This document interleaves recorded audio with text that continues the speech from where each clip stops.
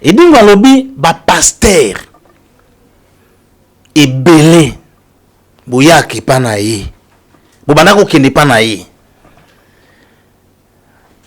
yenne a opesa ba idéologie kende boye ko isa boye sala boye pona ko bimisa bandimi balikunda bon gase dingwa kosi ngo ba ke dingwa bilo ba il faut to cap mwana mutu mo to no prophète apo l'église boza ba mo to ko za ba mo neni ya doctrine na ko tia okunda ba to délivrance akunda mutu ya kutuna bomoko wana na za prophète na yebi quand même j'ai de l'espérance la Bible depuis infantile lo mutu ko sanga likama Bible ndeni lo yenge côté l'église qui ça lo yenge s'il te plaît ba pratique c'est pas que Dieu qui parle au prophète. N'est-ce pas? Les diables viennent s'ils parlent. C'est un moment que l'église m'a passé à nous, ça va l'encoller, là, qui s'en va voyager. C'est la bien solo, non, qui ne voyage. Bah, toi, tu m'as dit, maman, visa les autres, ma calamine, qui t'habite, papa, non, qui est bandou. Donc, voyage, c'est là où qui n'est pas bandou. Vous savez, et comme ce ne sont pas des messages, ce sont des massages pour cajoler le peuple, pour essayer de parler quelque chose qui n'est pas correct pour le peuple qui est là. Moi, je sors avec le message. Il y a peuple kota lola tina balingi ngate ti jusqu'à cette même place siège na ngezali ba sali magui mo be magui ba dépister nga ba longoli nga lokola mona mpukulu kwa pena na zana mbonga osomba te place on a ika locataire ba longoli nga siko et na travers système ba seli.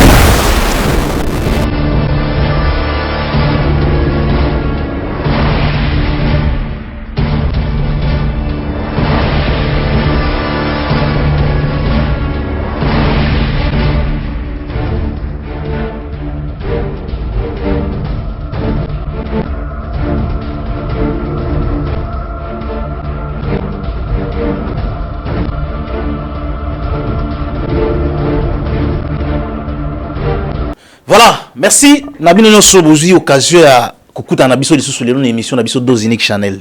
Dose Unique Channel avec Berthe Djonga moto na Nzambe journaliste na mboka oyo. Nazana sengo mingi apo de di. Soko yebi ete nga na permettre oyebe sikoyo. Mais bato ba yebi na sengi bino bolanda siko message ni na ye na ngo lelo po prophète apo il a le verset biblique moko yeye na ye bona kotonga te mais pona kopanza. Mbote prophète apo de dire. Mbote nzama pambola yo apambola pe bandeko ba 8 ans ya kolanda biso. Voilà, prophète apo de dire l'église était en paix dans toute la Judée. On a versé biblique mon désoloba. Mais pour le moment, l'église n'est pas en paix. Qu'est-ce qui se passe dans l'église avant tu au côté na makambuya oui confession religieuse. Merci baninga bazolandanga kola pambola bino. Église azoloba ya paix na habité on a Judée awa tozana Kinshasa église lelo d'abord l'église dans sa définition na okabalba l'église c'est le corps du Christ jamais église à corps du Christ était église est un regroupement c'est tout les accords du Christ était bato oui ma bête l'église corps mystique du Christ on est ça pour mystifier quand même l'église c'est un regroupement c'est une assemblée. Église des accords du Christ. Parce que l'église, définition, église, ils ont corps du Christ. Corps du Christ, c'est le comme sous. Parce que vous savez, il y a l'église chrétienne et aussi l'église des satanistes. C'est quoi l'église des satanistes? C'est le corps du Christ des satanistes. Il y a un lobby, prophète Apo Aïkou Panza. Alors, prophète, tant que vous avez que l'église est accord du Christ. Jamais. Église accord du Christ. Église ezali un regroupement où ils s'engagent bateau pour un objectif dans leur obédience. La spiritualité soit parce que Jésus lorsqu'il veut partir, il veut repartir. Atali ba école sorti titi ba que gens zaki mutumalamu les gens ba tu appelles ça déjà ba serve pas gens. Que tant on vient article au boulot, les yonde moto sala qui na ko travailler na yo. Pierre zaki mutumoko boeti Jésus a bien même arrière de moi Satan. Mais to kama mukolo wana Jésus atambola tali gentil titi alongo elongi pa Jean. Oh, batabini no atali Pierre. Babi ya nyamo di Pierre azaka mobulu. Jésus a tout dit Pierre question. Yo linganga. Yesu Pierre ame oyo bikinga na lingaka yo. C'est que Nzambe alinga bato yi moka lingate, alinga ne bato balingaka ye. Pierre a lingane Yesu. Mais Yesu zo mona trouble. Si ko Jésus abi comme il y a dans l'antique église Pierre écoute. Afi alors écoute attends que tu comme père naï. Moi na ya Simon Yona yo linganga bi oyebiki na lingaka yo abi bon mon église église ba sataniste te ya banani te okuna ya bango te ba synagogiste te ya ba judaïsme tabi yanga na otike pana yo c'est que église la définition moko église laxi eloko moko za commenter église juste une association chez nos amis Brazzaville l'administration bango comme ça bien ils ont bien appelé ça comme association. L'église n'est pas le nom du corps du Christ parce qu'il existe aussi l'église bouddhiste ou bazana ba chrétien. Il existe aussi l'église des satanistes. Le monde entier ils ont son prérogative. Et Jésus, on ne peut pas appeler ça le corps du Christ des satanistes. Il ne faut pas appeler l'église le corps du Christ. On peut ici à haute voix et je dis à tout haut. L'église est juste une association. Donc pasteur Ndengaza pasteur Mongazote anaye arbi l'église est le corps du Christ. Yeba que prophète apo apekisi. L'église est lobby que l'église n'est pas le corps du Christ. On a yebo za chrétien. Mais c'est pas toutes les églises qui sont le corps du Christ. Il y a rien que la salle de Jésus-Christ. Bah il y a Christ azana yango. Il peut dire le corps du Christ. N'endengi ya moneli po nza Yesu azana ye.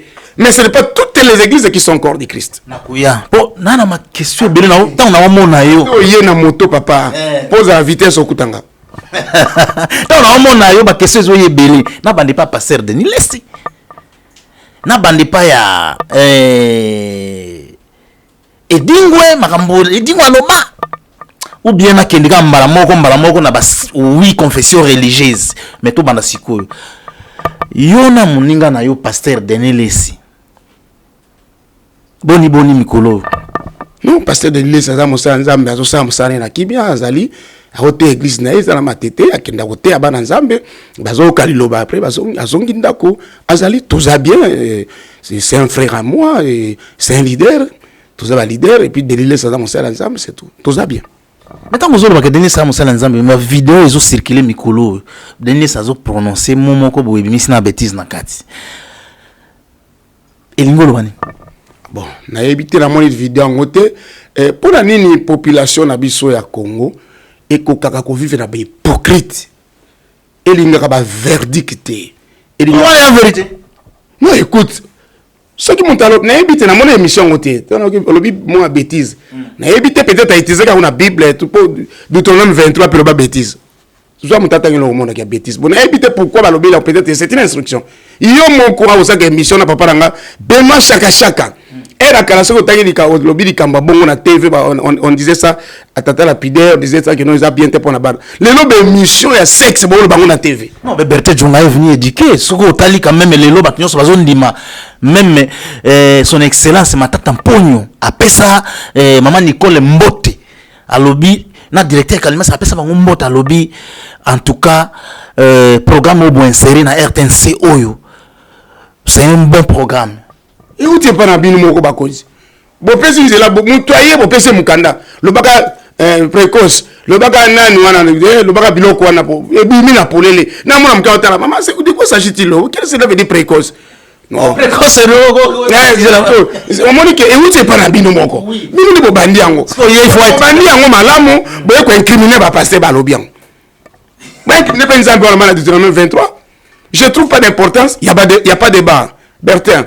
Les Denis ça va que l'on a bien le qu'on va quitter mais n'a vu que Denis il parle de la vérité Denis c'est hypocrite alors va passer na yé azolo ba ndenge zali l'église le pasteur il faut bien cette expression mutema na yo ozomona ndeni po yebisa peuple de Dieu il est clair il parle de la vérité il ne cache pas ses sentiments il n'est pas comme bato ba yaka kala ye boboto banzambe nsambaza na bino alléluia shikari ya baba komela masanga te yimo kwa termus bachele bière ameli tout ça c'est de l'hypocrisie. Sigo prophète apo yo mambozo ba masanga wana masangila mabe papa makambo ya Bible biso to tanga Bible il y a une différence entre boire et enivrer. Bible dit ne vous enivrez pas du vin. Merci.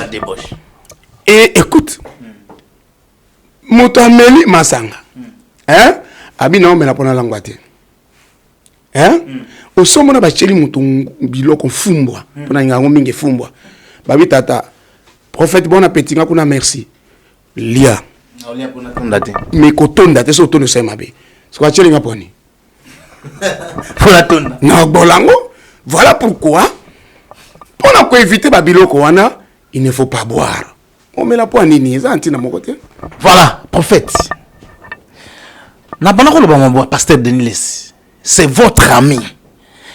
Ba makambo ya kokenda ko tala ba musicien na ba répétition lelo pasteur Denis a commission ngo ni yo muto bana makambo yango ya kokenda na ba répétition ya ba Montana Kamenga, ya kokenda na ba répétition ya ba Weransone, na kokenda na ba répétition ya kopambola ba sale ba pasteur ba yembi kaka na ba répétition na bango.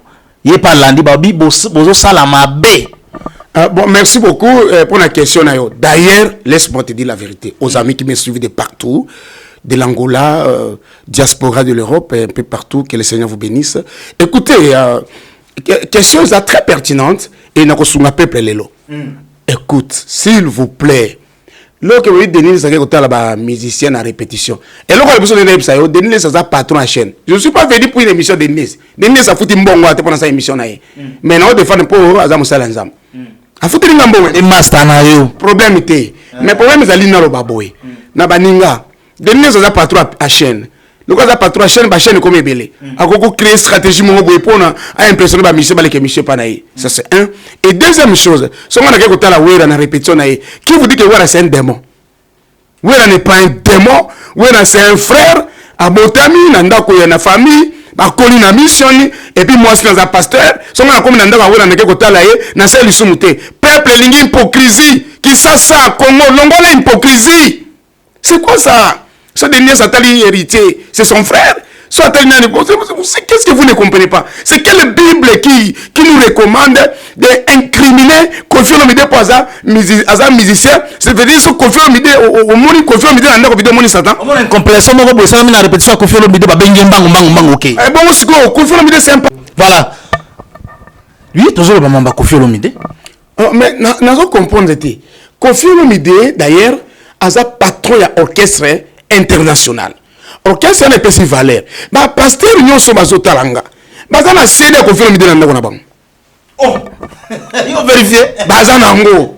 Donc on la prophète ou bien Kofi non, c'est la culture générale dans Zoloba. Kofi Olomide n'est pas un démon.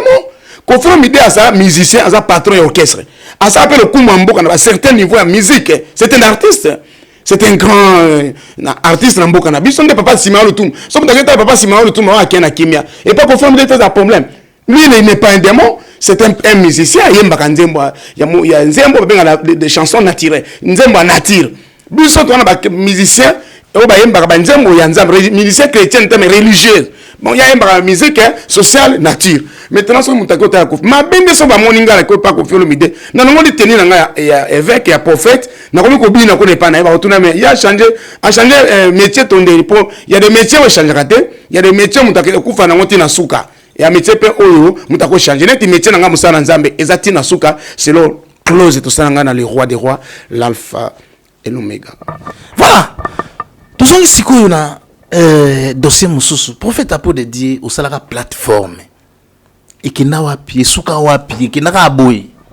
Oui, na salara plateforme Fraternité des ministres de Dieu pour un amour sincère, Framidas en sigle Ezali. Plateforme Ande Mutezo, c'est la grand pasteur, grand apôtre à Brazzaville, à l'occurrence l'apôtre Impo que Jackson Poutou, au Européen Ransi Bino Mobachen, Boyebi, Bondé Trokoma Koyambaya Koya, à ça 17 ans à Brazzaville, à Tonga Temple à Minene, Moussala Mounene, l'association de la réconciliation, Totine Bima, et Nzamba Saïle Makama Minen, Azoya. Papa n'a pas mon apôtre Bolia, paix à son âme, papa Koufaka, mais apôtre un peu Kazaki n'a pas voyage, a quitté avec Osonga dans la zone à côté cap fleur, na tombeau ya papa, et plateforme n'a pas yamba, et plateforme n'a ngai, on a ça là, ezali en bonne et difforme. Mais tout le monde a, on dirait aux anamoi en plaire mon boui. Côté nyonso ya batu ya bima koto bazobenga oya koto bazobenga o kote kuna bazaka na besoin no ezaka nini en plein on est outi na likabonza basela kinga kitselanga na bomwana nga na bani musanza na 9 ans et nazo sala jubilé nanga le 18 août donc Kamare penza de 50 ans donc ekoki na 18 oui mais na vali bona type à 50 ans blague était na mature alors le problème ezali wana na uta bima na ekambela nzambe ko la kitelanga église abima c'est une église spirituelle où ils na ba logique na ba mibeko ya nzambe ebele ba mona ke mono nzambe osele makasi et batina partout il y a toujours de l'ampleur des miracles des guérisons et nzambe a confirmé le ministère nanga. Voilà pourquoi même les autres qui n'abîment pas, bana babota misika, baby comme prophète pour maintenant déjà il y a cela des décennies. Donc le problème est alika que en plein on est outre na lika nzambe, mais outre na l'homme soutien. Voilà, siko olobi mosala nzambe bazo uta Brazzaville azoya. Kuya na yi awa. Ba séjour ils ont ndengeni akoumela awa ou bien ils alaka tiki gerbe de fleurs ou bien qui ko visiter tombe kaka zongi. D'ici peu nazo invité bino je vais faire convoquer un point de presse. Point de presse nous allons arriver à apôtre Mpoke Jackson oyazo talanga nzama pambola place aux alis son apôtre Shalom bakozala tokosala point de presse pour na koloba ko pesa programme ndena ko yamba to yambele wapi ya okomela ndenini c'est triomphal et puis c'est un grand Dieu l'utilise puissamment et yaza penda nsomi ya bima et moko ya bansomi na kati ya bima voilà pourquoi to yambe malam programme surtout journaliste ya koyoka parce que point de presse mo munene e ko salama ya munene pour na ko lobela arrivé ya apôtre Mpoke après 17 ans d'absence au pays. En tout cas il vous allez bien pour les journalistes bazali et belé surtout biso awa ba Miral Mantima bazali ba Chobinzunga bazali to zoape ba Marie 11 ba uzalawana donc vous sentir que bata point de presse ils a kitoko alors yé azalaka na bimo bien longwa sala yaye. Merci beaucoup nzama pambola pe ba Miral azawana Tony Tsunga Tony Tsumba Chobi na lingaka minga sama makasi ba Marie Anse na bandeko na ekuna que Dieu vous bénisse apôtre la longma na bima na ndenge nini asala ko la pesa vision apesa message sala de message association la réconciliation yango na de côté akenda ekoza asubimate po toza biso to bana clan bima mais soki moto alongwe na bima akosala bima mosusu il n'a pas reçu un message mais il y a un message donc la prophète Konde ya Liloba Nzambe a un message il y a doctrine où ils ont protégé ba être vivant akosala l'église naé et après si comme église Liloba pour d'ailleurs un peu comme côté eza Liloba yango Liloba Nzambe Liloba yepé apôtre Mpoke sala réconciliation nzama pesier ministère ya croix des aboyé au moni sotali bien où ils ont kita eza Nzambe asali alliance nabato où ils ont traversé les alliés bato asali alliance entre bango na bango c'est une réconciliation Dieu la croix de Christ nous réconcilie voilà pourquoi asala pe église naye ya munene sotali ba temple makamba mineto oleka na ba télévision pepe de Dieu bo mona yango Nzambe asali lié makasi ne azama muto akomikitsa alinga koyoka na mite ko yeba na teme azoya kotala sika papa na biso molimo alali. Voilà eza na bakamususu oyo lelo na olinga na bimisa yango peut-être prophète apo de Dieu et ko kamusai prophète apo de Dieu relation na yo na basali ya Nzambe ebele ba inayo po otaxa bango bato basambelaka te. Merci beaucoup. Naza prophète d'ailleurs naza pasteur te ba ministère nyonso chaque ministère a son rôle. Ministère prophétique aux amis qui me suivent de partout, ministère prophétique est un ministère yakobimisa explicité ya pensée en Nzambe. Messager, ministère dans prophète c'est un messager. Ce qui nga nazu pensée en Nzambe, nazu message en kolo, na ko présenter yango na kati ya molimo to bengi na linga mpema en kolo ebimi na présenter on na molimo. Et tant nazo mona que église eza mo bulu ya ko sakanate. Église ezo ba pratique et l'on ba bomelanga kama ba pratique ma be côté belé l'église délivrance bo benga délivrance ba pratique échanger et commander sœur mobile wana za mobile noté bo sali 5 ans bo boti bana za mobile noté nkola zo pesa mobile ya mbo nkola pesa ngai on pasteur ba mondimi sœur délivrance na il faut longola bilamba shakaria baba yende kaba longola bilamba shekeria faux milimo ambindo mino be base bozolanda ba milimo ambindo on a pratique Nzambe te Dieu n'est pas un Dieu de désordre.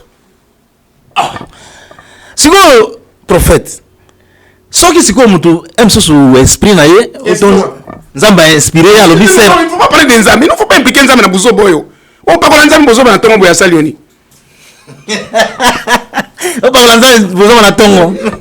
Nzamba a inspiré Moutozo à moi si on s'en a rien pour la délivrance. Quel Dieu? Nzamba n'a pas fabriqué na Kishaso. Nzamba a quel âge qu'on a c'est? Oui, respecte moi si. Après si hier soit bien que non pas moi si.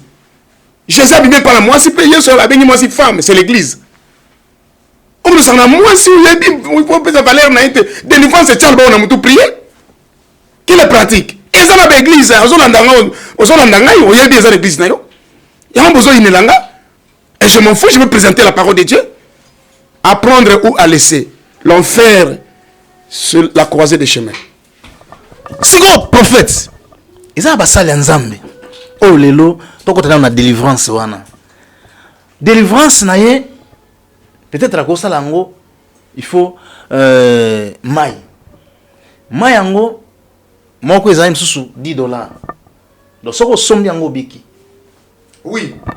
Nkola ko ko inspirer moto, zwa mai. Sambela mena. C'est un message. Nzamba za maman zolamba biloko na nzungu. Abi Bertin. Allez, keno somba matungulu. Mariance, maman, tu achètes l'oignon, anjaonga biloko batiaka wana. Moto na matake cha biloko na ye. Ayena ko somba on to sa nzungu moko. Na ministère musu ya diversion sur d'opération. Akose la mai, akose la boye, wana ngala ko kokota penda na wana eza na bonganga. Eza bonganga nzambe. Sacerdoce mai yokaka, mai eza na matoi. Hein? Pourtant Jonas a côté na masua bato et c'est mon boulot pas qui manzam ben si mai babi baba ba leto ba kelo muto tikam so pe kimia parce que yemo habito boka ta baba ke balesani e bana kimi Jésus mo alali mo pongia pe maboy bato ba traverser mo bulu bana musi viozo biso to kufa na yo ba ke to kufa boete o kuruza mo watwa yango vient la muka vela muki nini abinope de ba le na tikam kimia c'est mai yo kaka mais problème ya ba taxation ba $10 $20 na ebité bon ngai na sala rapé mai toi ya zumai va sambeli mai alimela mayo mais ça te que système mo ketika la bongo hein ba mai bon je ne sais pas et ça inspiration prophète condensa ma ebise ju mais c'est une inspiration de Dieu on a vu des miracles et des guérisons mais où ça les pratique à bien mais pratique on a tout ba moko ça les scandale na bandako c'est grave ba papa mi balingi basa wa l'église isute eza likambo sikoyo yo prophète apôtre de Dieu bato ebele mususu kutu baboya yo kota plateforme na bango po balobi yo zabi poata point de vue na yo ko bouleverser pe réunion mobimbe bebi mais ya pasi muta ke ngomba na prière na téléphone na maboko abani prière ya nzambe na ngomba azu selfie ya kari abaga shaka bolobi ngana lobate bolobi na lobate ba bengana na ba plateforme na bango il faut to kabwana il y a des divisions qui créent des bénédictions Abraham na l'autre Abraham abina l'autre biyo nganta ma yebsa nga yebsa makamte yo landanga kulanda parce que comment compliqué na ba berger no awa ta yo kene no so kene no nga kene sid baka bwana oh Abraham a dit la promesse ba promesse Abraham tia za l'autre ngé simbate tango bakamani ba promesse Abraham ko kisame mais lobi Abraham personne l'autre ba fanda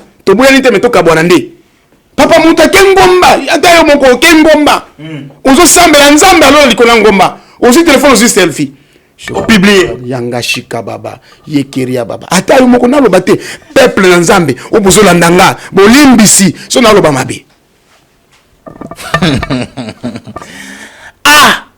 sikoyo chomta sali bongo eza mabe mais faut tout naye ozala micro beter tu ngoza jeunesse munena mboko tamana la micro na tuni yo nanu oyo balobi ke yo dénonçaka mabloko ya bongo mingi ye msusu na réunion ekozala bosala dini nono na plateforme oyo ngai naza na idée moko ya kopesa tolongola mambo ya boye bapublication inutile bakingani wana napesa exemple kaka ya publication mais balobi bapoint de vue na ngo nyonso edivisaka mingi oyo soko otelemeli yango o po wana so yeza bongo tokondima ngo te po nzambe alingi boye te.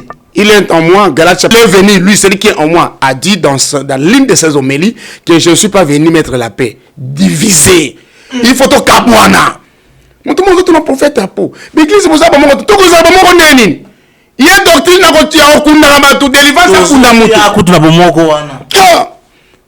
à Nasa, escaloquiteur moko oya malam, mais les gens me taxent d'une personne qui est aux extrêmes. Je ne suis pas aux extrêmes, bien-aimé de Dieu. Je ne suis pas aux extrêmes. Naza prophète. Nayebi, quand même, j'ai de l'espérance, la Bible. Depuis l'infantile, mon toko sangani comme ma Bible ndeni. Lo yenge côté l'église à Kinshasa. Lo yenge, s'il te plaît, ba pratique. Na l'église mangomba, quand on mona ma ba pratique. Ba pratique à somme za l'église. Que non mona papa. Neti ba pratique nino epekisami salamati. Na beti moko bangi ya ngopele ki makasi mingi. Na beti ya mona boy na yeli angote no bo landanga na émission prochaine na bandi émission parce qu'un prophète c'est pas celui qui sort n'importe quoi n'importe comment dans une chaîne de la télévision pour le bas na bimara na message ko la pesa message on a bimi ba pratique le ki mabe ba pratique ya buzo beza trop et ce sont les femmes qui sont victimes.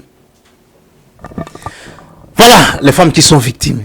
Prophète les lotango mutazo talayo azomona prophète a pour de dire musali na nzambe ozo dénoncer ba pratique msusu egoza la mutu msusu agoza la azana posa ya kokota na nini église matali pratique déjà prophète a ça dénoncer yango pratique déjà prophète a ça lobi yango mabe lelo vraiment na olinga to sola na ka divers jour to tangila pena to bandi ko dénoncer nyonso ba pratique nyonso esala en église ezali alors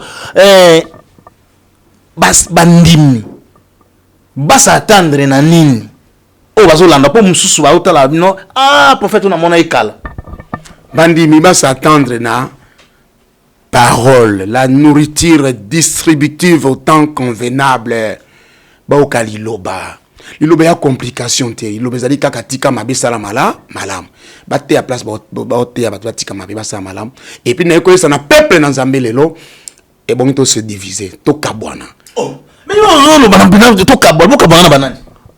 Genèse chapitre 1er, son a quitté dans 4. Dieu avait trouvé que la lumière était bonne et Dieu sépara la lumière d'avec les ténèbres. Batomuli ba côté l'église en colo. Ba magicien ba toni l'église en colo. Pour l'église comme à plein mituka plein libanda, ba mona kaza homme de Dieu. Non, Jésus n'avait que 72 personnes l'église naïe. Alors bah ce qui n'y est, alors pas ma bête. Motakolia musunanga ba bi, ça c'est un cannibale. Ba sundole batika la 12. Antoni ba parce que o kaza tuna ba onde nesem. Ay o mino siko bokena. Ba bi trebi kemi ozana bo moyi. Ozana lycée quoi. Yo to luka plein, aux autres l'église est plein. L'on sont mission. Nous avons des problèmes. Problème tous en ezali ke bandimi bo fanda place liba so les ali. Bandi batika kindumba molimo azawa dadi moko abimi dadi mususu abimi kuna mususu abimi tokei kotambola koluka ba pasteur et les églises naissent comme des champignons et ça m'a bêté il faut l'église bima poto dépeupler n'est-ce pas le cœur ya diable to a peuplé quand il y a Christ Jésus l'alpha et l'oméga molongi les lions de la tribu de Juda mais problème zali nini il faut to bakotala bananoyo ko la poni ba celui qui se monte s'improviser attendre qui papa j'ai un je vais assister ma classe à mon boulot à tel abele kinewe OK je marche sur les eaux yesama tamoli kona mikwa te maya na comprendre que à l'interprétation à toba na idéologie je vous appelez ça une église non tous à na esprit bon et on zambe na mabonde na biso ba konza mboka nkola pambola bango pour vie sociale sont normale et vous allez voir vous allez comprendre que celui-ci c'est un pasteur l'autre n'était pas un pasteur il travaille ou il est dans une société de la place. OK, gloire à Dieu.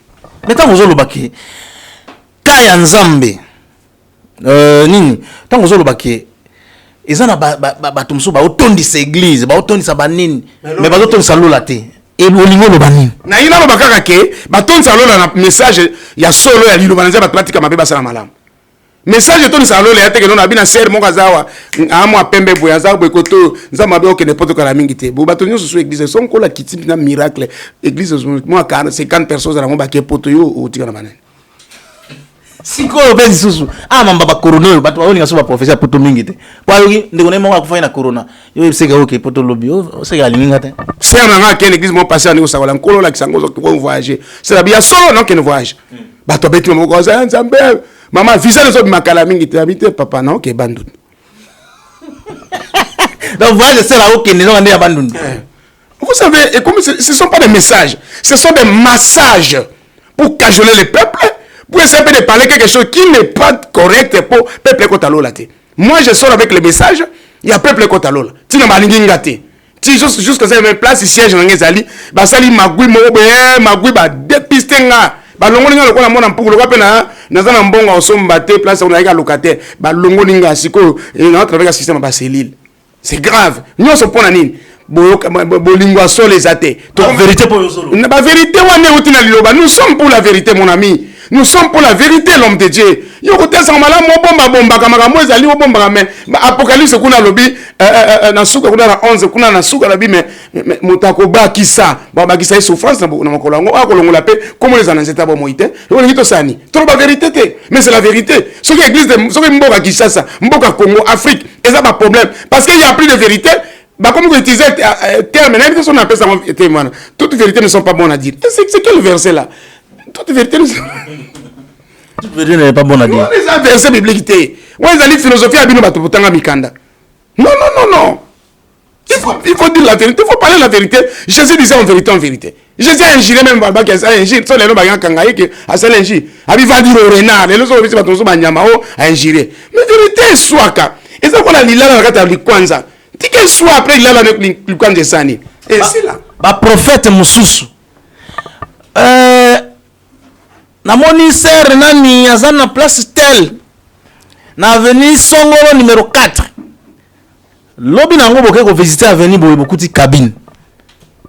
Bon, le coup là, na redéfendre bangote parce qu'il y a toujours les mensonges. Na éviter parce que c'est pas que Dieu qui parle au prophète. N'est-ce pas? Les diables viennent s'ils parlent, mais ça c'est le diable. Allez, arrête-toi de moi. Donc, yo mto lobana nzambete. D'ailleurs, nzambe soit appelé un message, na ya lobana respect, mais pas mon seul nzambe. Shalom prophète. Tu diras ça. Moussa nzambe, wana nzambete. Oh, bato ba sanga ba voix wana tete nzambete. Oza passer, na otia na munona na lobakati. Yo dote comme si bande ko 4 na kolo 4 na osika kolo so kolo ban kolo komona ete. Ouais, ça hypocrisie on est à ngote. Ça n'a pas de sens avec la réalité de tout ce que nous prêchons. Si quoi yo prophète, yo toujours moi ba éclaircissement mingi et pas na yo. Tant que toza boy. Yo moko tango bofandaka entre bino basali na nzambe. Est-ce que ozwaka temps ata na plateforme pour te yoka bato mususu balongwa pe na plateforme na po tu es très dur. Yako bimi sa ba vérité wana que église a te bandaki ko bunga mais ils ont nzela oza pe une expérience wana. Merci il faut que bwana parce que ceux qui te panzana ku vrai lingala ceux qui panzalité to soutenir hérésie, to soutenir lukuta morobe, to soutenir aventure sataniste, to soutenir bilomo za yango te pe to biloko to soutenir na biso na bana biso na basi na ba église to kena li feloe bu li felo ya gombeter ya banlieue pour nous na ça les pieds kanda. Non, il fait le bien moi suka kuna ya mboka lui fait la passe wana parce que il faut to panzana. Pourquoi la Bible liberté zonga? To panzana parce que moto na moto azwa message en Nzambe. To pesa message en Nzambe parce que ba division même dans l'église. Ba sera ba ndoki ba tonda plein dans l'église. Azo mvute bozo ba kaza ndoki. Mais ce que on appelle ça moi peuple mususu oui on appelle ça moi peuple na Nzambe zo ngebika. Mais il faut lui dire la vérité ça okena sani. Akende na ye. Na on trouve bien que Amos chapitre 3 verset 3 le béni so bato mbale bota manzila mongote bosani okabwa bona bino je n'attends que Genèse chapitre 1er 4 Dieu sépara Dieu lui-même devient séparateur à boulevard mais séparateur il sépara la lumière avec les ténèbres et la Bible dit Dieu trouva que la lumière était bonne et il appela la lumière jour non ba jour à mukolote bapika ça jour à mukolo oui ça dans Genèse chapitre 1er au quitter na 14 jours ba ça ba illuminer jour ba obéir Jésus Christ titre honorifique au bino basali nzambe bolingi yango lelo. Il faut bengo archbishop, faut bengo bishop, faut bengo éminent, son éminence, son nini oyo. Ba titre na mingi ezo sakana na esprit bato ba yebi anglais. Bishop est évêque. Évêque est intendant, muta umina musala nzambe, aza gardien de l'église, aza diacre. Donc bato ba yebi anglais te ba osutukila. C'est ça ils ont souffert bango bishop. De bishop et la qui évêque. Évêque et la qui diacre, étendant. Et ça titre honorifique, et ça ancienneté wa ou mela expérience makamba nzambe tout ça allez évêque de tinga dans évêque pour na umeli bana 9 ans vous comprenez c'est-à-dire que non depuis aux arana âge à 9 ans na bana musanza na 9 ans et puis na âge à 10 ans ba menye pas apôtre Bola instruit na prophète Shango mabolongo azana siège abani ko encadrer nga et puis na comme musakoli naza musakoli kabezo sala et puis na prophète ya titre honorifique prophète ya ministère ministère nzamba pesinga naza tant kaboli diversité des ministères je suis prophète alors il y a aussi des prophètes des dons pour l'édification de l'église et corps nzamba kiteli a ses dons sakola après c'est tout mais il y a des prophètes des ministères a oumeli na kata musala oyo et il vient avec un message et après voilà un message attend na moment oyo et on est les cas c'est ça un message un prophète messager et ça fait un évangéliste un ministère mais ba titre ko là bishop est un titre été bishop est évêque est diacre intendant c'est tout titre honorifique nzamba pèse là pasteur attends ba bengo bishop c'est pas un problème am bishop pardon je suis bishop et c'est quoi naza évêque c'est tout à fait normal mais c'est quoi tout le monde a qui na batamoko boyo no ba collé ba latisie nini alati toje soki ya nini oui encouragement c'est bon on est encouragement pour moto ça musala faut beaucoup encourager musala na basanza ba comme ba lati toje comme pasteur comme ils encourager comme bishop comme ils encouragement oumeli faut pas là c'est normal oumeli musala nzambe et ben là banika 2 mois pas mbachare na ye akoma sanjela masuwa na mai akoma batelo matelo na njela mai akima na ye abandaka na yokori ya bashaka yoka puissance lega komeka malibeso zoka yebe ta akima il faut anniversaire na foboya il faut venir chaîne mon meilleur parce que na quand même papa d'accord ils ajoutent le 18 août moto ko pela na Kinshasa anniversaire on a fêté na ndinga ni na ba fêter mais on peut ça peuple de Dieu miracle on peut ça parole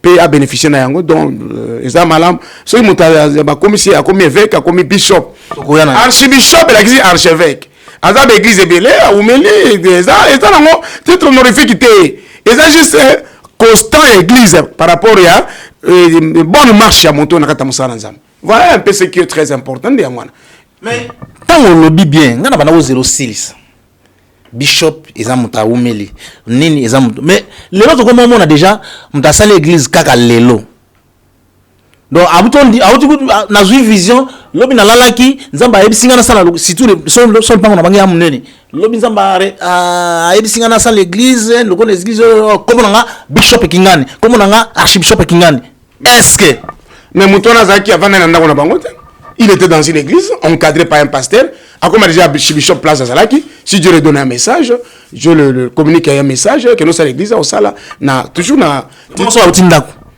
bon on est comme comme sous utindako nza ba ka to lobela awa ya improvisation papa na Congo ba improvisation zebele c'est toute couche à société ba improvisation lobela na ba improvisation on eza mabeto malam improvisation za malamu te on ne peut pas s'improviser s'autoproclamer prophète on a mis quand on comme prophète et ça que là comment il était la loi au témoignage bah toi qui non moto moi on zamba c'est là que banda moto moni to oui à sa prophète c'était comme on n'est pas biso na bima apôtre Bola confirmer sans dans musakoli dit kana musakoli mozaka prophète mais il faut pas confirmer pas kola yo faut pas mona maturité là yo bata la comment dit ka nzambe ça la katna ndi ba benga prophète mais na église na biso ba benga évangélique yele eza yeke moi petit moi pantalon na mukebo yona ba benga prophète moi musu prophète musu na ba orphelin fabriquer ba orphelin professeur de débrouiller ah na ba orphelin bo na radio moko bo système alo ba orphelin ba za prophète de bon na habité mo bulu wana eza parce que église na biso ba dirigeant problème ba dirigeant yango yo senga to kabwana e panzana église a réveil eza na dirigeanté e panzana na loba na tena on a radio et radio TV radio T église a réveil eza on a dirigeanté d'abord il commence à me baler Denis le Saza église de réveil réformé NRDC mon sous là ne pas passer mon boy naïba aseka naïba connaît bien mon sous là boy zela ngana tangelo mususu ya boy te ya aseka passer yebite wana Dodo Kamba ah oui le prophète là prophète Dodo Kamba na oya passer Denis na oyo ya yo et ça les 4 général Sonic Kafuta place avec président il peut église à réveil donc église à réveil ça sali ay et ça la kate ba pesa ka penza zaki na mandat na penza légal et puis il peut demander c'est là qui sont invité makambo pona kota makambo ngote nga pona nga na te à Jésus Christ hein que le Christ reviendra, l'enlèvement existe, tout est à son malamu. Makambo avec église, Babranami c'est pas église, ils ont le temps, ils ont conçu le temps de prêcher Christ. Biso gaba, tango gabiloko ba plateforme wana, ba confession, ce qui banane, papa, wala zali kaka, ba luka ba partage gâteau, moi nini, mon kile ko ta église. Na yona ba kibiloko na kotuna ngande po, ba politicien ba kuzi église, ba tchea ngona biro na ba politique. Ba komisi église na mokili. Siko, et ça Patrice avandi na nzembo na yo bande la remix. Je cherchais le monde, je l'ai trouvé dans l'église. Et l'église, je l'ai trouvé dans le monde. Wapi papa Patrick, vous voyez ma sonde monate, vous sous désordre, tu garantis à son malam. Pasteur, au niveau de la plateforme dans la Framidas, oye, au niveau de la maté, oye, et puis on appelle ça ni adresse église, ni numéro de téléphone, on appelle ça. Non, il y a pas d'anga, il y a des ventes, qui ont place aux alaka, pasteur, moi, il y a une salanzame. Il y a un canani, maman, on y nini. On a eu les bureaux de place, moi, ma kwanze, les mêmes jours. Tika kinuma mulimo sana kaya l'église na yo. Ngana yako benga mtu mwa église na ngate. Ona pêche na aquarium. Aquarium mbise za kata aquarium. Ba mesana bilo balia kawana nda kuana pia. Yo uti li bando pesa ba olia te. Ouais l'église à moningo bani ko lokase. Donne-moi ton numéro de téléphone. Je vais venir chez moi. Bon chez lui. Nzamba ba terre sa malam te. Bilo ngazo ba vérité ba bo melanga yangwana. Yango lo bibo panzana. To panzana soto za bo moko ça ne tiendra pas. Montre na mutaza na ndé na ye. Tout à Christ au monde en bien. Posez-toi pour moko. Tu soutenir l'idée, bah idée au moko boisa ensemble et vous allez mon mingi. Voilà le problème. Voilà. Lelo ceux de tali dans l'église mingi qui leadership et boumi yango. Lelo ate pas prophète à peau de Dieu. Ils en a pas jeune oyo bozaki ensemble. Abiminae, akominae. Oh.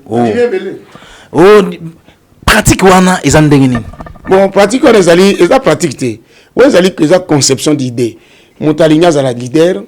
Bon, on a coquille. Ma kamnaïza déjà bien. A osa musa ranzambe. Aye par un père ngana lingi. Na comme na sa église dans la Fukama. Na bon de répondre à qui.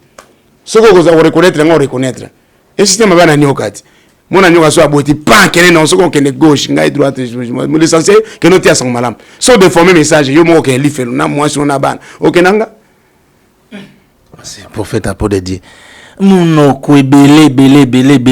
Est-ce que vraiment aux le bawan est normal? Yo le coup la monsala. Tant Jérémie ça m'appelle émission. Ça m'appelle ça Jérémie Mukanda mon bible bien lié appelle ces lettres alia. Lettre en haut na libumwelengi na munoko bololo. Et ça et un message. Et ça rouleau. Mounoko ils allaient pour soutenir l'ingoma nzambe. Christ azo nyoko que Jésus azo souffrir ma bé. Nani bazo ba fabriquer ba Jésus musu na kata kinyo na kata kisa soyo ba fabriquer ba Jésus à lokuta et puis ba Jésus on siko ba benga kaye nani Christ bona boy makame comme belé papa église ba nanza bazo landanga bikota kota avec église té tout na peut-être dans ma pasteur azo bengo ken église le yengele qui trop et comme e-commerce et comme marketing international faut église dans la frigo ba ventilateur ba nini ba toi ça bien et comme église là que nous comme malem na ba système moko boy il y a ba restaurant international au côté la personne moi jeton moko boy bien nommé dans le Seigneur nga église na bumbu bona ke na bumbu na ke notea ba mama nga ba uta selemba ba kinzenzengo ba za poza ba ka munoko mboka na teya bango nga na comme na komi na bumbu na yote asiko ata bino moko listen to me. My God, Jesus love for your life. C'est quoi ça ni? On se montre que nous sommes ça et ça mondialisation pour mondialiser l'église. L'église est quoi ça mondialiser? L'église est tirée le branzambe. Babila tout peut passer mais la parole de Dieu ne passera pas. Mais à qui chance la parole de Dieu sont passées? Oh, ni les autres gars. Les autres la humanité. Donc tu vas au bon ganzela. Et la quand on entend dire que ma politique va passer la bogangela yo. Mais non passer nous on a posé comme la politique. Oui, c'est na président Tshisekedi. Ah ça ko tsangako. Nous sommes pas pour la président Tshisekedi oui. Papa na biso vraiment ngana wazo kaye mawapo abandi musala ba coroner ba problème kili nzamba sunga na volonté za na ngwa malamu kongwe kende liboso et je crois que nzambe na biso asunga. C'est ça notre prière. Attends bimi na prière de la nation te mena bonde la ponaye na nkuku parce que na koma papa na yambanga papa Etienne Tshisekedi wa Mulumba ayambanga et puis na sakola ponaye ceux qui bon ningi bo ba photo na ni bon mona ba photo pesali na publier pengo et aloba ayoka message na bisa que vérité ta la boye et ça malam et l'autre zone a Fati Béton asa musana kimia et alingane bato amabe pe na été apanzana na bato mabe asaki union sacrée to sepe na union sacrée makanga na sala nzembo union sacrée to sepe na union sacrée mais à la fin de compte mon union sacrée ba mususu ba ina union sacrée ba ina osa union sacrée na président de la république bengana bango union sacrée na président oui bengana bango ils sont sacrés ne bango ba so sangana ba yebiti na sacrée ba yena makaba ba ambition bango pepe zo la lobby ko zo la vie za bien bango ba yesko ba na ko mbrouiller mo konzamboka te abengana bango aluka bato bazana maela malamu basala musala pona mbeki soto luka tozela tozela tozala bien te bata français minene français les français ne suffit pas à sauver le peuple mais mayele o babengi sagesse kona pa mona mo konzamboka le prophète a de Dieu oyebi que tango bato bazolanda tout le monde se retrouve tant que prophète a de Dieu azoloba lelo yo prophète a de Dieu na bana na nzambo bazolanda na Brazzaville bazana posa na yo o katsa Brazzaville message moko pona ba merci na uti Brazzaville na sali kuna 18 jours na uti Brazzaville et tant na uti Brazzaville musa samaki ya munene point noir ba mona ki ndenza mbasa mama minene bana Brazza nkola pambola yo makasi yo mtozo kanga bana réconciliation na Venise en 25 est-ce que l'apôtre Impoque Jackson apôtre Mputu azali tozo l'arrivée na ye azana délégation mo munene kitaki sasa awa azwa ko poser pierre nani fleur na kati ya cimetière ya papa est-ce que papa bole avani na l'autre monde mais tous papa apo de Dieu nzambe oya kilalo na mabele alingi unité mais yo olingi unité te pe oza on dirait moi likolo on dirait yo kaka nzambe wa kilalo la a trouvé que la lumière vit avec les ténèbres et pour n'abattre non je suis un Dieu de l'unité la lumière écoutez venez ténèbres bon mais ça n'a il dit il sépara la lumière d'avec les ténèbres. Je suis clair, la Bible est claire. Genèse chapitre 1, verset 4. Dieu sépara la lumière d'avec les ténèbres. Mais Dieu reste dans l'unité. Il est un seul Dieu. Nous sommes unis avec lui dans l'identification. Christ qui nous a identifiés et qui nous a certifiés dans les concerts du ciel. Tous en unité. Mais maman sang sabiso tout qui me nique oh sang sabiso non ton di maraba idéologie à makamarukuta to soutenir rango c'est ça vous appelez l'unité c'est pas l'unité ce sont des idéaux ya bino moko boy pona ko embrouiller situation moi je peux pas être ikoso sangana na bato la Bible dit sortez au milieu des na pesa ba nza batili message Dieu aime l'unité. Moi, je n'ai pas dit le nom à Platon, à coach, à des journalistes, à caméramen, Bobunda, pour les prophètes. Non, na Bible, à la bomoko, mais ce qui y a le bito iba, yoben di maé pour y avoir iba. En fait, après de tout ça qui est mission mona ya edi, na ebite so chobinzonga, à cause la biso moi ata extrait, si possible, na lobby si possible, mais ce qui nini toleki na biso kaka. Edi ngwa lobby ba pasteur. Ebele boyaki pa na ye bobanda kokende pa na ye yene aopesa ba idéologie kende boye koisa boye sala boye pona kobimisa bandimi balikunda et c'est normal et dingo ka maître spirituel ce qui pasteur spiritualité za na se akene luka maître spirituel mo ka sungai po bazana spiritualité te bon yo ka se dingo akosi ngo ba ke dingo abilo te ayebi. Il a récité dans des pasteurs. Bon, on les a problèmes pendant na yeko. On a tout le monde na bite ko yeli yango. Bon, yango na lobi que c'est tout à fait normal que aloba. Est-ce que responsable net dinga ko ba bilobalo? Non, yebi ba mona bo ba kena kuna bazali. O ba kena même pas ba msusu bazali. Yenda lobi. Mais ba msusu ba lobate ba yamba bango. Et on a autour ba kena boulot dans l'église. Il y a des hommes de Dieu qui courtoient des nganga et tout, voilà donc mais pour na koluka puissance ngana yebi edingo etake sportif na biso apesa le kumu ya Congo na sport bo soutenir ka payer parce que apesa le kumu ya Congo na sport na style na biso ya Congo ya kati na biso yango imoko ba tout va changer marqué bino bo soutenir congolais bo soutenir eloko malonga te bo soutenir biloko bien te bo soutenir biloko papa mais bo soutenir c'est comme ça que peuple il fallait soutenir bon on est allé sportivement oui. Je suis pour edingo sportivement parce que je suis pour les pratiques. Bon, pour les pratiques, exemple pratique, les gens dans la yanga bonganga nzambi et puis yanga nzambi dans ndenge nae. Mais tant que nous dénoncer qu'il y a mon abattu pas nae, mais vous ne pouvez pas dire que non à cause les bango non. amona bato bakende pa na ye c'est tout à fait normal ke aloba po atanga na bakombo hein est-ce que soki atangi bakombo asi atanga déjà bo atangi lelo nalobi est-ce que vous avez absent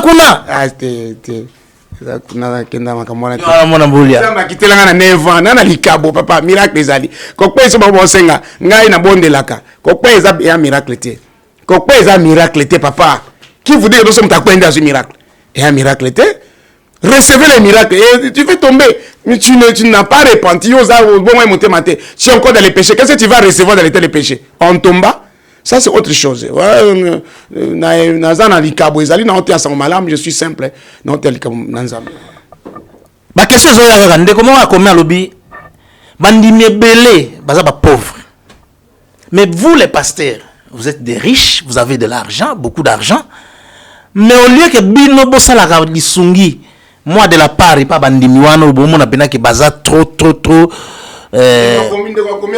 bine ko poser question a été il faut tout na bandimi ebele peuple beleza na pauvreté ba politicien bana mbongo yazo ba autour yake na ba pasteur wa est-ce que so passer moi ibi mbongo na miba so passer moi ibi mbongo na DGRK yazo tout na banadi on ibi autour na te osungai yake na ba pasteur wa vous que c'est le pasteur on ils n'ont pas de moyens à osandeni na mukato za ngoto salaka papa so atuna avec raison non mais tout biosho zela tout biosho tango bakuti na ndako na ye ba mire ya or oyo lelo ba dévoiler tata na Afrique mingi ba mire ya or otali ba colonne nyonso or bato bazo kamwa mbongo ya boyi et bon soki ti biosho assemble pour na mama moko azana million apesi ya basele colonne or bonga sunga bato tende oh mais sunga bato na yo za na église neti banani na yebi bango te na ba Congo za ba église na bango ezalaka mais to yoka te no domo ko boyaki na yebi ti biosho te na ko na kenda Nigeria mais na va na Nigeria mi ko be na mona ti biosho te bon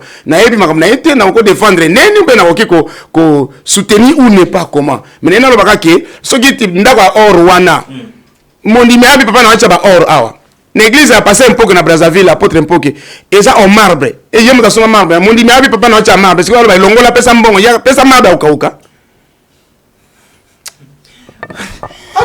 atuna ba politicien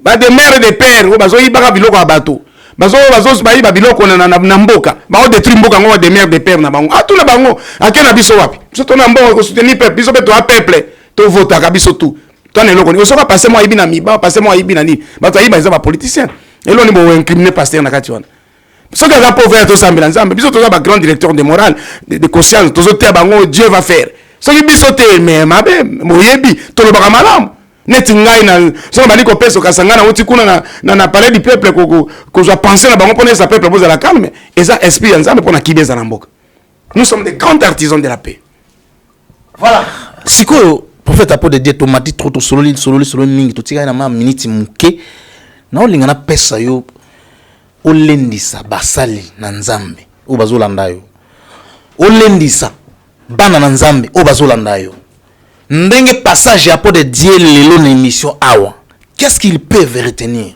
basali ya nzambe bazela salaire te nous n'avons pas un salaire biso nzambe alaka biso récompense il y a une différence entre un salaire et une récompense na pesa exemple mutasa na restaurant ba pesa que $150 à Kenya Tongo mais restaurant les a mouvementé a créé ba relation il y a ce qu'on appelle des pourboires alors ba pourboire na une journée mobima on appelle na $300 on les a salaire te biso to vana récompense ya on nzamba futa biso les 46 les 43 les 62 on a brandi même 40 calendrier et pour dire que non basala nzambi to wela mbongo te to wela mokilité te ya sango malamu nzamba yebi alobi moto nous sommes na nzamba bossa na kaité bandimi na tour na bino na kana bino bo vanda place moko ali loba nzambe ezali bo vanda bolongola na ba association bolongola ba makelemba bolongola biloko apamba pamba kindoki na kati botola na biloko ba oyi mama monso aselo bo emesa na bato ko yebele non ce n'est pas ça la vie tous avez pas na nzambe parce que nkolo ayebi vie ya muto tous 8 milliards na planète maintenant na 8 milliards awa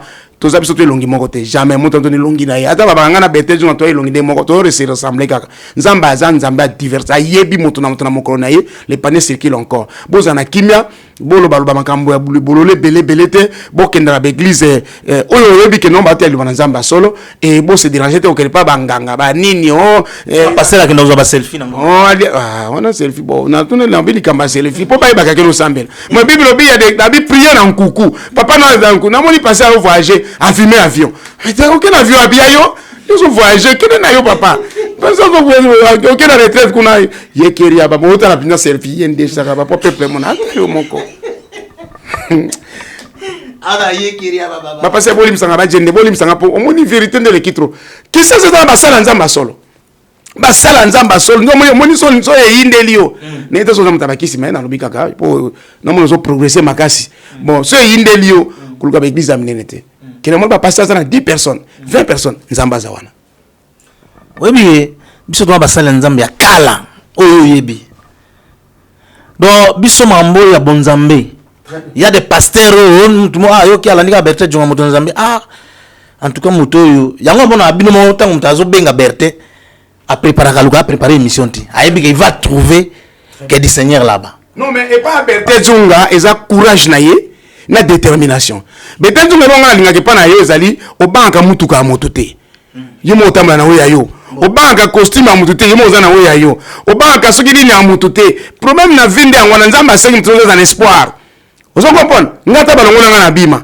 j'ai de mauvais souvenirs na garda pour biso na ça l'émission mais la ma ba yo ba olela mais le lot que ba to ba no apport aux même temps mais je travaille ngai na ça musana nzambe mais il faut pas qu'on envier ya muninga kaka ndenge ya yo yango elo na ndima ipa na panache et c'est vrai na kokiko na traka na takino muke polika mbakisi mais nga ba bloko wana yebiki na ngo normal yo mo po yebi ndeko zabuike Berthe Djonga moto na Nzambe azaka toujours moto na Nzambe pour toujours. Satan c'est un pauvre garçon qui n'a rien là. Le diable n'a rien. Dès mon collation ko wanga de bela on samba bien. Abi moni ka moto aiba moto tinda ka aiba tenga ite buzo ba ne moko papa. Le diable les pauvres garçons n'a rien. Peuple na Nzambe 0 85 88 095 39 WhatsApp nanga 085 88 095 39. Kobenga ngata pona sambela pona obenga sola nga ba prière na téléphone te. Il n'existe pas une prière devant la caméra. Il n'existe pas une prière au téléphone, les ondes. Prophète Tikaboué. Bato ba sambela na caméra. Recevez. Sambela banani ba recevez. Na mona bango te papa tika maka mwana. C'est la ate on de mamusu tika ngo za notre. Attention que za notre za la mais eza ngote. Papa banani on. Mtaona nanga yao. Nani yango? Amoni. Bon. Amiral Mantimo zo nanga. Recevez. Berja ke no luka bampate. Il faut mon mpate pour ça me la pona ye. Yo prier di beta. Oh. Mané ba se kuna téléphone. Oh, mo yalo na ba télévision te. Oh. Papa tozo binga yawa. Papa tozo na sekwi. To sekwi. Wapi? Na téléphone na radio ya TV. Yo mo na TV. Bon c'est le téléphone à radio. Bon c'est pas si ma caméra. Les gars ils bossent caméra on sait quoi qui na prière. Pour ça quoi téléphone. Et tu n'as téléphone. Elle va fire 3 fois. Mutalobi fire. Papa atelemi. Kola limi ça bon.